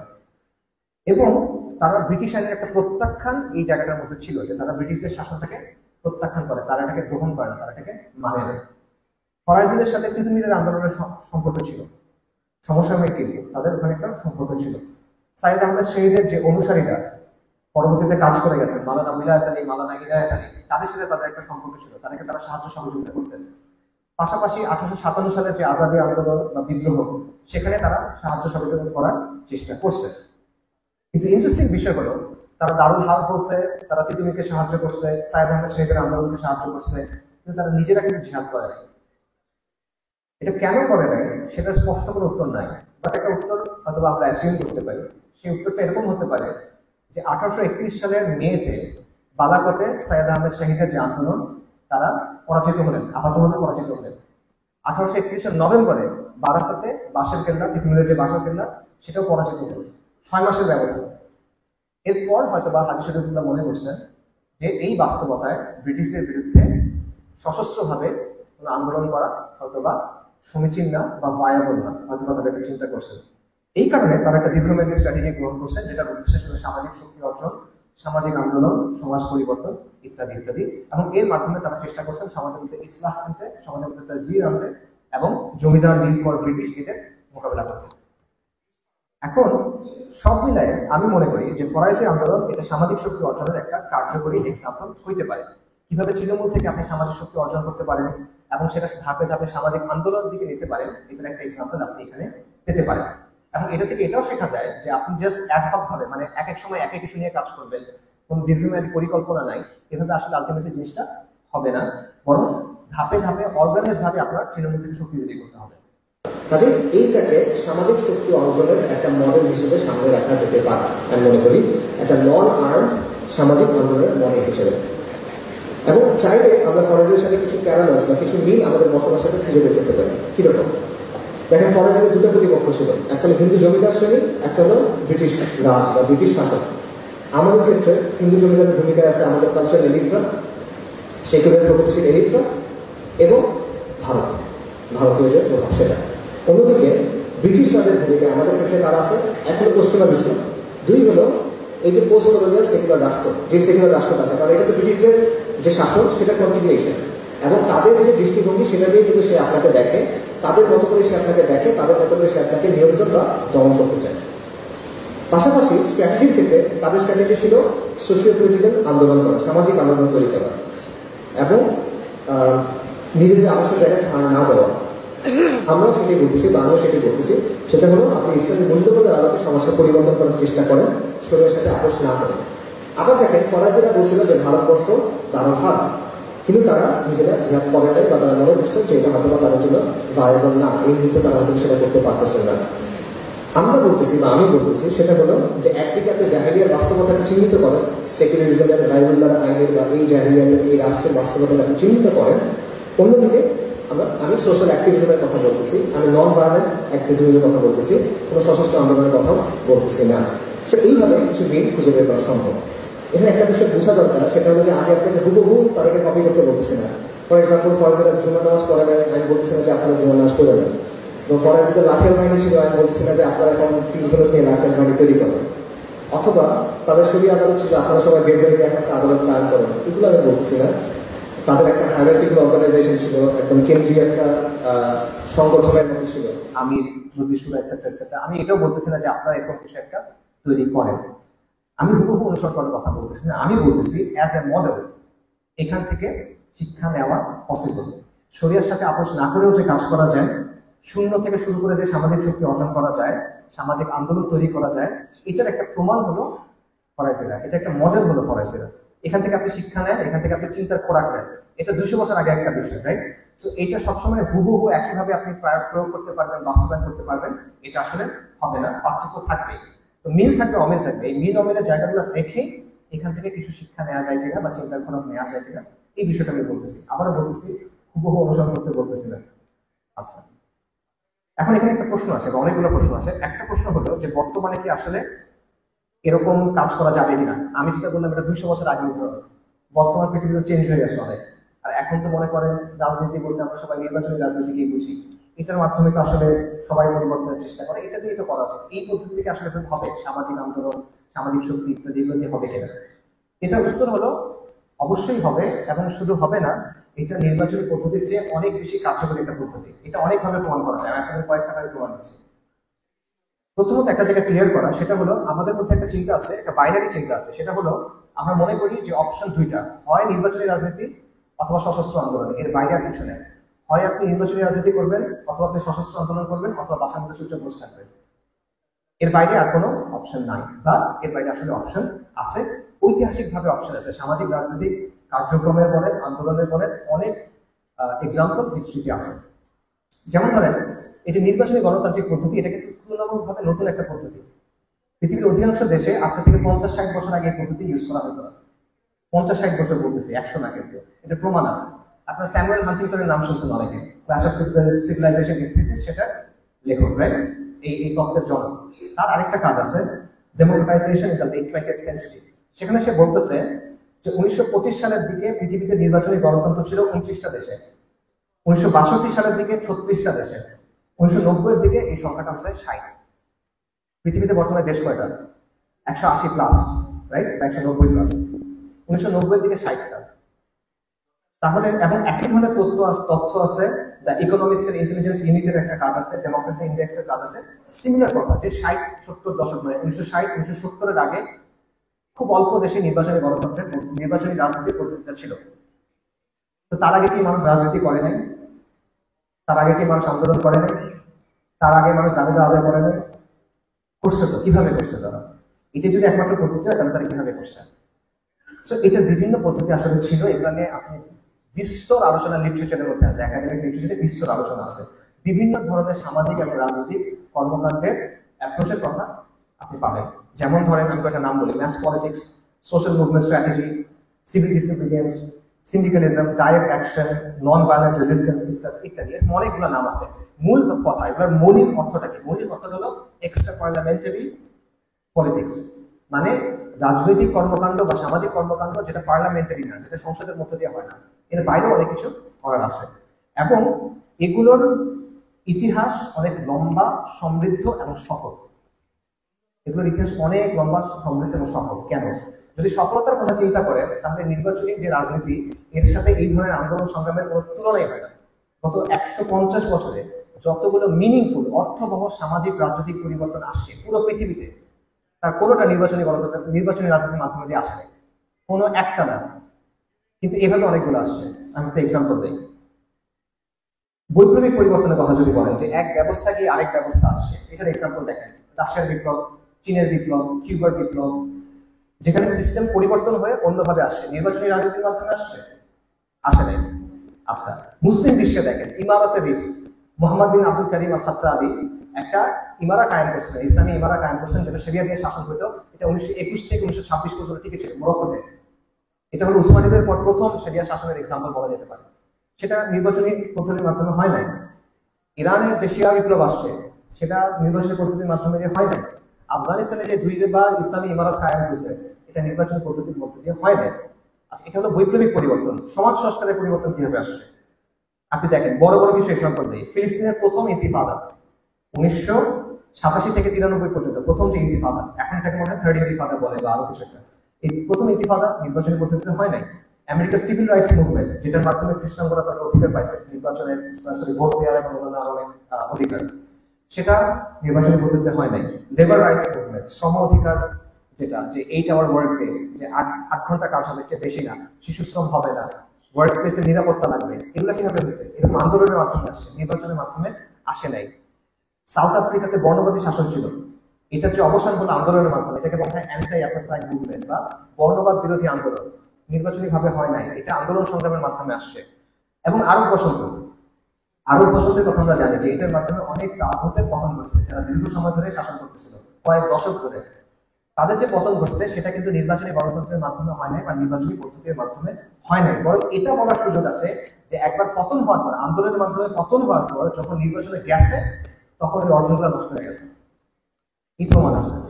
আচ্ছা, সো এইগুলোর উদাহরণ হলো, প্রথমে আমি বৈপ্লবিক পরিবর্তন উদাহরণ দিলাম। এগুলো হলো সংস্কারের উদাহরণ। এখানে আমূল পরিবর্তন আসে নাই এর মাধ্যমে। ফর এক্সাম্পল, আরব বসন্তের মাধ্যমে আমূল কোনো পরিবর্তন আসে নাই, কিন্তু সংস্কার আসছে, কিছুটা হলেও সংস্কার আসছে। এবং এই যতগুলো আন্দোলন করলাম সংস্কারের, এগুলোতে কি পদ্ধতি ছিল? বয়কট, অবস্থান ধর্মঘট, বিক্ষোভ, হরতাল, গণ আন্দোলন, এই টাইপের জিনিসপত্র, সামাজিকভাবে সংগঠিত হওয়া, তৃণমূল থেকে শক্তি তৈরি করা, অর্গানাইজড হওয়া, এই ব্যাপারগুলো ছিল। নির্বাচনী পদ্ধতি ছিল না। সো আমি 2 ধরনের পরিবর্তনের কথা আপনাদেরকে বললাম, একটা হলো বৈপ্লবিক পরিবর্তন, একটা হলো সংস্কারমূলক পরিবর্তন। এই 2 ধরনের কোনোটাই নির্বাচনের গণমাধ্যমে, নির্বাচনী পদ্ধতির মাধ্যমে আসে নাই বললেই চলে। কাজে সামাজিক বলেন, রাজনৈতিক বলেন, 2 ক্ষেত্রে আপনি যদি পরিবর্তন আনতে চান, বৈপ্লবিক বলেন, সংস্কার বলেন, এটা অনেক বেশি ভায়াবল পদ্ধতি, এটা অনেক বেশি ইফেক্টিভ পদ্ধতি। কিন্তু নির্বাচনী পদ্ধতির মধ্যে এরকম কোনো এক্সাম্পল নাই। এবার আমি আপনাকে আমাদের দেশের এক্সাম্পল দিই। আমাদের দেশে যত বড় বড় পরিবর্তন আসছে, 69-এর গণ অভ্যুত্থান, 71, 90-এর গণ অভ্যুত্থান, জুলাইয়ের অভ্যুত্থান, নির্বাচনী পদ্ধতিতে কোনটা হয়েছে বড়? একটা নির্বাচন পদ্ধতি হয় নাই। এবং আমরা তো শুনতেছেন, এই কথাটা আপনারা শুনতেছেন না যে সংবিধান ভেঙে তো আমরা অভ্যুত্থান করি নাই, নিয়মের মধ্যে দিয়ে তো আমরা অভ্যুত্থান করে নাই। এই কথাগুলো তো এখন হচ্ছে। এবং একটা আশঙ্কা আছে যে নির্বাচন দিব না, নির্বাচন পরে দিতে হবে। কেন? নির্বাচন দিলে সংস্কার হবে না, তাই না? সো আপনারা যেটাকে মূল পদ্ধতি, মানে আমরা আমাদের সমাজ যেটাকে মূল পদ্ধতি মনে করে, আবার আমাদের সমাজ থেকেই বলে যে আসলে এটাকে সংস্কারও আসবে। এটা হলো বাস্তব। আর কি এক্সাম্পল লাগবে আপনার কাছে? আপনি বাংলাদেশের ইসলাম পদ্ধতির এক্সাম্পল দেখেন। বাংলাদেশে যে অর্জনগুলো আছে আংশিক অথবা পূর্ণাঙ্গ, এই সবগুলো আসছে গণ আন্দোলনের মাধ্যমে। মুফতি আমির রাহিমাহুল্লাহ, শাইখুল হাদিস রাহিমাহুল্লাহ, আল্লামা আহমদ শফি রহমাতুল্লাহ বা অন্যান্য ইসলাম পদ্ধতির যতগুলো আন্দোলন আছে, সফল আছে। কোনটা নির্বাচনী পদ্ধতি আসছে? তসলিমা নাসরিনের বিরুদ্ধে যে আন্দোলন, এটা কিভাবে হয়েছে? কোথায় হয়েছে? রাজপথে হয়েছে। সিধো সনদ যে বাতিল করা, কোথায় হয়েছে? গণ আন্দোলন হয়েছে। 2013 সালে যে হেফাজত ইসলামের আন্দোলন, 77 যে আন্দোলন, কোথায় হয়েছে? নির্বাচনী পদ্ধতি হয়েছে কিনা? হয় না, গণ আন্দোলনের মাধ্যমে হয়েছে। এগুলো তো অর্জন। আর নির্বাচনী রাজনীতির মাধ্যমে কি পাইছেন আপনি? আপনি কিছুই পাবেন, বরং যারা সফের পোশাকের মানুষ তাদের পোশাকে দাঁড় আছে। এই যে এমন সব মানুষের সাথে যোগ করতে হয়েছে, এমন সব দেশকে মেনে নিতে হয়েছে, যেটা কোনোভাবেই ইসলামী আদর্শ বলেন, ইসলামী রাজনীতি বলেন বা আলেমাদের যে স্থান বা মর্যাদা বলেন, সে যায় না। এটা বাস্তব। এটা কঠিন বাস্তবতা, যেটা আপনি রেটরিক দিয়ে বা আবেগ দিয়ে বাঁচাতে দিতে পারবেন না। কাজেই নির্বাচনী রাজনীতির তুলনায় এক্সট্রা পার্লামেন্টারি যে পলিটিক্স, এটা সবসময় বেশি সফল এবং কার্যকরী, এটা নানাভাবে প্রমাণ করা যায়। পাশাপাশি নির্বাচনী রাজনীতি নিয়ে তো আসলে আরো অনেক কথা থাকে, যে এখানে মনে করেন থিওলজিক্যাল বা আকাইভাবে সেরকমভাবে বিভিন্ন আপত্তি কথা থাকে। এটা আপাতত আমি আজকে গেলাম না। আমি অন্য কয়েকটা পয়েন্ট বলি যে নির্বাচনী রাজনীতির আরো কিছু প্রবলেম আছে। একটা পয়েন্ট তো অলরেডি বলছি যে এটার মাধ্যমে বৈপ্লবিক পরিবর্তন তো সম্ভবই না, এটার মাধ্যমে অর্থবহ সংস্কার সম্ভব না। ঠিক আছে, এটার মাধ্যমে বৈপ্লবিক সম্ভব না, অর্থবহ কোনো মিনিংফুল কোনো সংস্কার সম্ভব না। এটা অকার্যকর, অদক্ষ, ইনএফেক্টিভ একটা পদ্ধতি। আরেকটা দুর্বলতা হলো যে এটা আসলে সমাজের, যে বললাম যে সমাজের চিন্তার একটা কাঠামো তৈরি করে দেয়, সেগুলোর প্রগতিশীল না, এটাকে আপনি এটার জায়গা থেকে চ্যালেঞ্জ করতে পারবেন না। কারণটা হলো, একটা কথা আছে, সেটা হলো politics is down stream from culture. মানে হলো সংস্কৃতি আর সমাজ হলো উজানে, আর রাজনীতি হলো ঘাটিতে। এখন পানি কি উজান থেকে ঘাটিতে আসে না ঘাটি থেকে উজানে যায়? উজান থেকে ঘাটিতে আসে। সমাজের যে মূল্যবোধ থাকে, সংস্কৃতির যে মূল্যবোধ থাকে, সেটা রাজনীতিকে প্রভাবিত করে। এটার মানে কি? এটার মানে হলো রাজনৈতিক দলগুলো সমাজের মূল্যবোধ দ্বারা প্রভাবিত হয়, তারা সমাজের মূল্যবোধকে পরিবর্তন করতে পারে না। এটা হয় না। এই জন্য আপনি দেখবেন যে যখন সমাজের মূল্যবোধ পরিবর্তন হয়, তখন রাজনৈতিক দলগুলোর কথা পরিবর্তন হয়ে যায়, তাদের ভাষা পরিবর্তন হয়ে যায়, তাদের স্লোগান পরিবর্তন হয়ে যায়, তাদের লেবাস পরিবর্তন হয়ে যায়, তাদের দাড়িটা একটু ছোট হয়, তাদের প্যান্টটা একটু লম্বা হয়। অর্থাৎ রাজনৈতিক দল সবসময় সমাজের প্রচলনকে মেনে নেয়। বিপ্লবী দল না, বিপ্লবী দলের কিন্তু ডিফারেন্ট। সাধারণ গতানুগতিক রাজনৈতিক দল সবসময় প্রচলনের ভেতরে কাজ করে, এটাই নিয়ম। কাজেই আপনি সমাজের বয়ানকে নিয়ন্ত্রণ করতে পারতেছেন না, সমাজের বয়ান আপনাকে নিয়ন্ত্রণ করতেছে, এটা বাস্তব। কাজেই এরকম যখন আপনি করবেন, তার নিয়মের ভিতরে, তার সীমানার ভিতরে আপনি কাজ করতেছেন, তখন বারবার আপনার নিজেকে পরিবর্তন করতে হবে। তখন আপনার ইসলামিক বিপ্লবের চিন্তা হয়ে যাবে কল্যাণ রাষ্ট্র, ইসলামিক ইকামতের দিনের চিন্তা হয়ে যাবে কল্যাণ রাষ্ট্র, এবং এটা হবেই। এটা এই পথের অবধারিত হবে। আচ্ছা, সো আপনি সিস্টেমের সাথে খাপ খাওয়ানোর চেষ্টা করবেন, এবং এটা করতে গিয়ে নিজের আদর্শের জায়গায় আপনাকে আপোষ করতে হবে, নিজেকে পরিবর্তন করতে হবে। এবং এটাই সবসময় হয়। এটা এমন একটা মেশিন, এই মেশিনের ভিতরে ঢুকলে ওই সাইডে এগিয়ে বাইরে হবে, হাউস অফ স্পেস, এর ব্যাপারটা কখনো হবেন না। এবং এটা মানুষের মধ্যে কনফিউশন তৈরি করে। আপনি বললেন যে পশ্চিমা ধর্ম হচ্ছে গণতন্ত্র, ওটা খুব খারাপ। আপনি বললেন যে গণতন্ত্র ইসলামের সাথে সাংঘর্ষিক, আবার মানুষ দেখবে যে আপনি ওই পদ্ধতির মধ্যেই গেছেন। মানুষ কিন্তু এত চিন্তা করবে না, সে দুটা জিনিস একসাথে, বিভিন্ন জিনিস একসাথে ধারণ করতে পারবে না। একটা নাম আছে কম্পিটিভ ভিজনের সহ, দুটা জিনিস সে ধারণ করতে পারে না। তখন কি হয়? মুখের কথা বদলে কাজটা সে বানানো যায়, এবং তার মধ্যে এটার একটা গ্রহণযোগ্যতা তৈরি হয়ে যায়। এই জিনিসটা, এটা বাস্তবতা, ফাংশনাল একটা অ্যাকসেপ্টেন্স ক্রিয়েট হয়ে যায়। পাশাপাশি এখানে আরো অনেক বিষয় আছে, জোটের রাজনীতির বিষয় আছে, ভোটের রাজনীতির বিষয় আছে। অনেক কথা চাইলেও বলা যায় না, অনেক কাজ করতে চাইলেও বলা যায় না। এবং একটা এক্সাম্পল আছে, আপনারা মনে করেন গত 1 বছর ধরে ফিলিস্তিনে যে গণহত্যা হচ্ছে, এটা নিয়ে বাংলাদেশে কিন্তু যত বড় আন্দোলন হওয়ার কথা ছিল, এরকম কিছু হয় না। এরকম কোনো কিছুই, মানে কোনো কর্মসূচি আসলে হয় না। কেন হয় না? কারণ ওই সময়টা একটা চিন্তা ছিল যে আমেরিকা রাগ করবে। মনে আছে আপনার ওই সময়টার কথা? 6 তারিখ নির্বাচন ছিল, রাইট? 6 জানুয়ারি নির্বাচন ছিল। একটা প্রবল বিশ্বাস ছিল যে আমেরিকা হয়তো বা সাহায্য করে সেটা থেকে ফালা দিল বা কিছু একটা হবে। তো আমেরিকা যদি এখন মন খারাপ করে, এই জন্য তখন কিন্তু কিছু করা যায় না। ট্রান্সজেন্ডার ইস্যুটা দেখেন, তেমন কিছু করা যায় না। গতানুগতিক রাজনৈতিক জায়গা থেকে কিন্তু এগুলো নিয়ে কথা হয় না। কোথেকে আসছে? সামাজিক জায়গা থেকে আসছে। সেগুলো বাস্তবতা। এরকম আরো আসলে অনেক বিষয় আছে যে এটাতে আপনার সব পরিকল্পনা নির্বাচন কেন্দ্রিক করতে হয়, এবং এটার কারণে আপনি অন্য জায়গায় আসলে ফোকাস করতে পারেন না। তো আলটিমেটলি এটা প্রবলেমটা কি, যে এই পদ্ধতিটার মধ্যে গেলে আপনি যে হেজেমনিটা আছে, বা তাদের যে বয়ানগুলো আছে, তাদের যে চিন্তার কাঠামো আছে, যেটা তারা সমাজের উপর চাপা দিয়েছে, এটাকে আপনি চ্যালেঞ্জ করা, এটাকে ভাঙা, এই কাজটা আসলে করা যায় না। বরং আপনার ওদের সাথে মিশে যেতে হয়, এবং একটা সাংঘর্ষিক অবস্থা তৈরি হয়, যেটা টেকসই হয় না, একসময় এটা কোলাপস করে। এবং এই কারণে দেখবেন গত 150 বছরে মৌলিক কোনো পরিবর্তন, বৈপ্লবিক পরিবর্তন বা সংস্কার কখনোই নির্বাচনী পদ্ধতির মাধ্যমে আসে নাই। যেটা আসছে সেটা আসছে সামাজিক আন্দোলন সংগ্রামের মাধ্যমে, বা রাজনৈতিক আন্দোলন সংগ্রামের মাধ্যমে, বা রাজপথের আন্দোলন সংগ্রামের মাধ্যমে, যেটাকে আপনি এক্সট্রা পার্লামেন্টারি পলিটিক্স বলতে পারেন। এটা তত্ত্ব না, এটা বাস্তবতা। বর্তমানে অতীতের অনেক উদাহরণ এখানে আছে, কিছু আমি আপনাদেরকে দিলাম। ইভেন বাংলাদেশে গত 10 থেকে 12 বছরের কথা চিন্তা করেন, বড় বড় সবগুলো আন্দোলনের কথা চিন্তা করেন। হেফাজত ইসলামের আন্দোলন, নিরাপদ সড়ক, প্রথম কোটা আন্দোলন, জুলাই কোটা আন্দোলন, যেটা পরবর্তীতে গণঅভ্যুত্থানে পরিণত হয়েছে, এগুলোর একটাও গতানুগতিক রাজনৈতিক প্রক্রিয়ার মধ্যে আসে নাই। এগুলোর একটাও গতানুগতিক রাজনৈতিক শক্তি দিয়েও শুরু হয় নাই।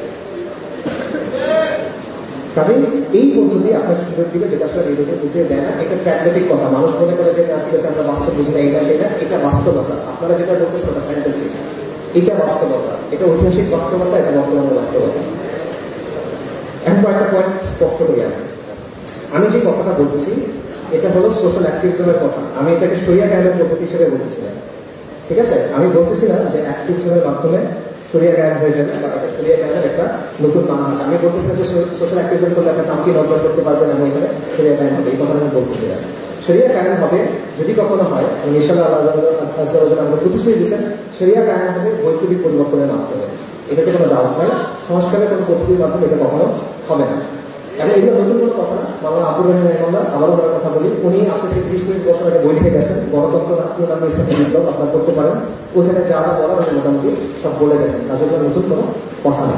এবং আপনি যদি ইতিহাসের দিকে তাকান, আমি ফিকে আলাপ করতেছি না, মাসলা মাসালের কথা বলতেছি না, আমি ইতিহাসের কথা বলতেছি, তাহলে আপনারা দেখেন যে সিরাতের ক্ষেত্রে মদিনার পরিবর্তনটা কিভাবে আসছে, মক্কার ফাতাহ যেটা ছিল সেটা কিভাবে হচ্ছে, বা ইভেন ইয়েমেনে ফাইরুজার দাইলামি রাদিয়াল্লাহু আনহু তিনি যখন ইয়েমেনের নিয়ন্ত্রণ নিলেন আল্লাহ সুবহানাহু ওয়া তাআলার কাছ থেকে, তখন সেটা কিভাবে হয়েছে।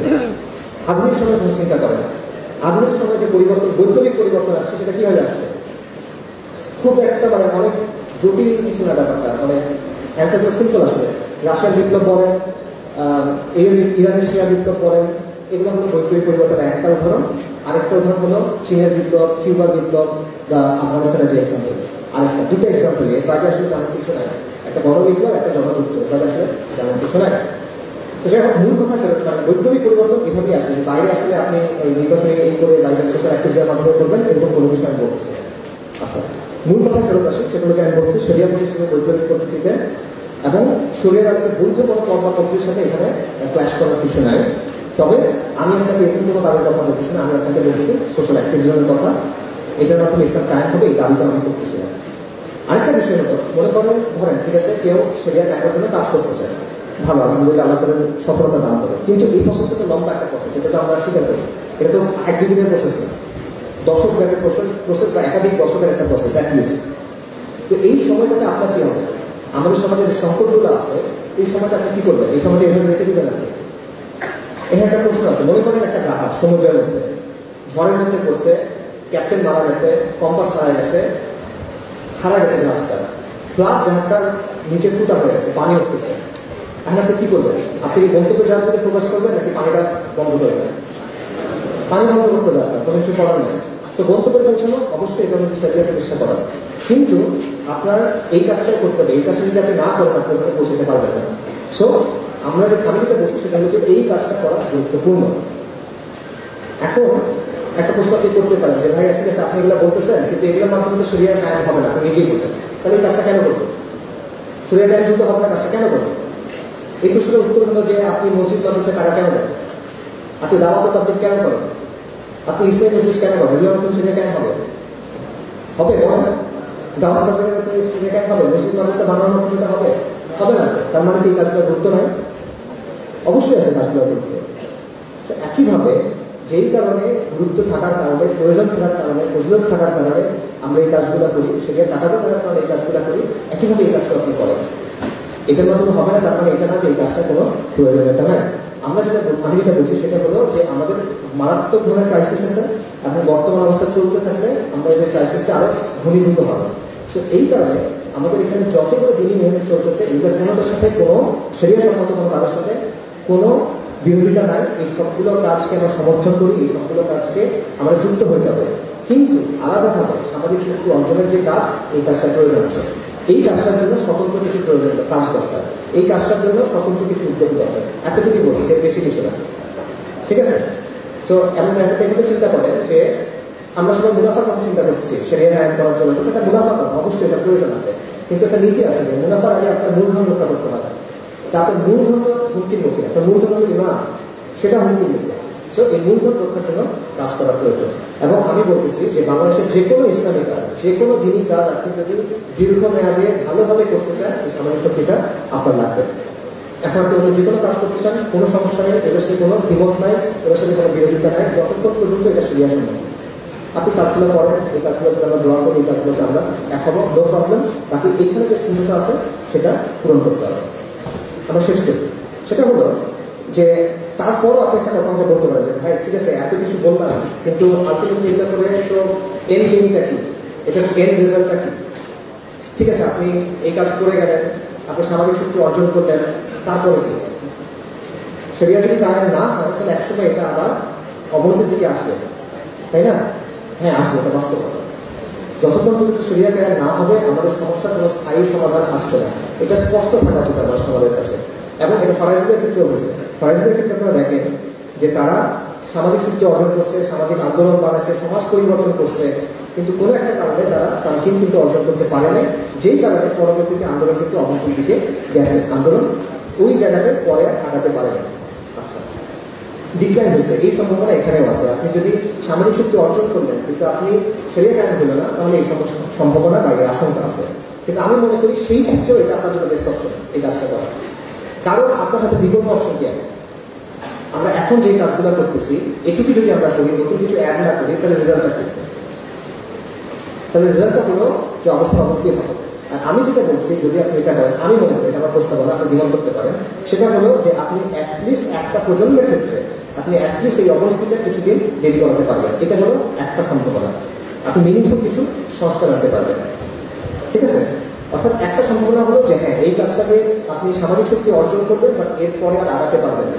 আমার অপশন হলো সেই ক্ষেত্রে এটা আপনার জন্য বেস্ট অপশন, কারণ তখনও আপনি মিনিংফুল কিছু সংস্কার আনতে পারবেন। অন্য একটা সম্ভাবনা আছে, সেটা হলো যে সামাজিক শক্তি, সেটা সামাজিক শক্তি থেকে সামাজিক আন্দোলনে যেতে পারে, সেটা সামাজিক আন্দোলন থেকে সমাজ বিপ্লবে যেতে পারে, এবং যদি আল্লাহ চান তাহলে সেটা পূর্ণাঙ্গ বিপ্লব দিতে পারে। কিন্তু এটা একটা সম্ভাবনা, এটা নিশ্চয়তা না।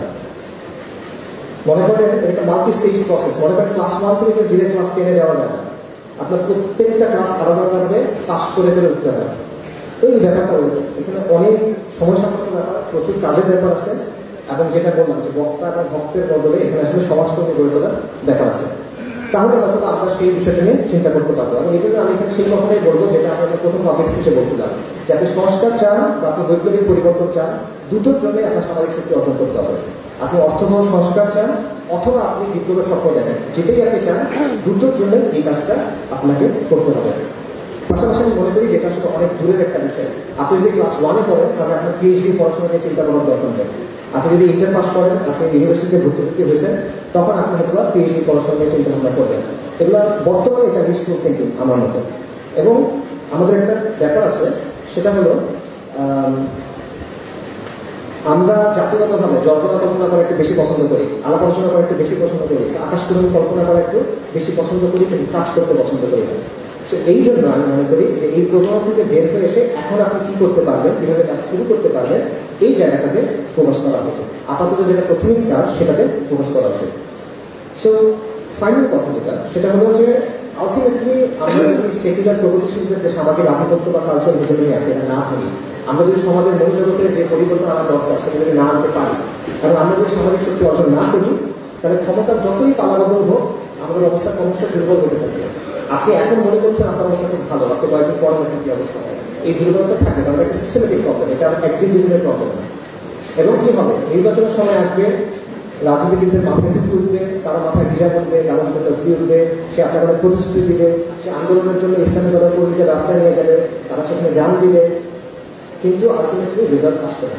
বরং কি হবে, কারো অখণ্ড ভারতের স্বপ্ন নিয়ে সে বাস্তবায়ন করতে চাইবে, অথবা আপনার সন্ত্রাসের বিরুদ্ধে যুদ্ধের স্বপ্ন নিয়ে তারা কাজ করতে চাইবে। আপনি একজন ভারতের গোলামের মধ্যে ঢুকবেন, অথবা আপনি একজন আমেরিকার গোলামের মধ্যে ঢুকবেন। এই স্বপ্নটা চলতে থাকে। তো এই স্বপ্নটা ভাঙা সম্ভব, এই ভাঙা সম্ভব। সেটা কিভাবে সম্ভব? আমি মনে করি এটা সম্ভব এইভাবে, সামাজিক শক্তি অর্জনের মাধ্যমে। এটা আমার প্রস্তাবনা। যাদের প্রশ্ন আছে, অনেকের সন্দেহ আছে আমার কথাবার্তা নিয়ে, এটা this is your answer, this is my answer, this is my proposal. এটা হলো আমার কথা। এখানে স্পষ্ট সবকিছু, গোপন কোনো কিছু নাই। এখন দেখেন আপনারা যেটা ভালো মনে করেন। আর আপনার ডিসিপ্লিন করতে পারেন, অবশ্যই ডিসিপ্লিন করতে পারেন। এটা আমি আমার চিন্তা করলাম, আপনি এখানে ডিনারেশন করতে পারেন, কোনো প্রবলেম নেই। বা একটা জিনিস মাথায় রাখেন যে আমাদের অল্টারনেটিভ দরকার, আমাদের বিকল্প দরকার। যেভাবে সবকিছু চলতেছে এইভাবে যদি চলে, আপনি একটা মহা সংকটের মধ্যে গিয়ে পড়বেন। আপনার অবস্থা হলো একটা ইঁদুরের মতো যে একটা খাঁচার মধ্যে আছে। খাঁচাটা অনেক বড় হইতে পারে, খাঁচাটা এসি দেওয়া হইতে পারে, খাঁচার মধ্যে অনেক চমৎকার খাওয়া দাওয়া থাকতে পারে, খাঁচাটার আয়তন করে না আপনার এসে অনেক বড় হয়েছে, কিন্তু স্ত্রীর একটা খাঁচা। আপনি এখানে নিয়ন্ত্রিত, আপনি এখানে নিয়ন্ত্রণ করেন না। এটা হলো বাস্তবতা। আপনার চিন্তা করতে হবে এই খাঁচা থেকে আপনি কিভাবে বের হবেন। আপনার অবস্থা হলো আপনি একটা বাড়ির মধ্যে আছেন, আপনার কাছে আলিশান বাড়ির মধ্যে হতে পারে, কিন্তু এই বাড়ি ফাউন্ডেশন থেকে দুর্বল হয়ে গেছে, এটা যে কোনো মুহূর্তে ভেঙে পড়বে এবং এটা ক্ষয় হচ্ছে, এটা ভাঙবে, এটা অনিবার্য ব্যাপার। সো এই বিষয়টা নিয়ে আপনার চিন্তা করতে হবে, এই বিষয়টা আপনার সলিউশন করতে হবে।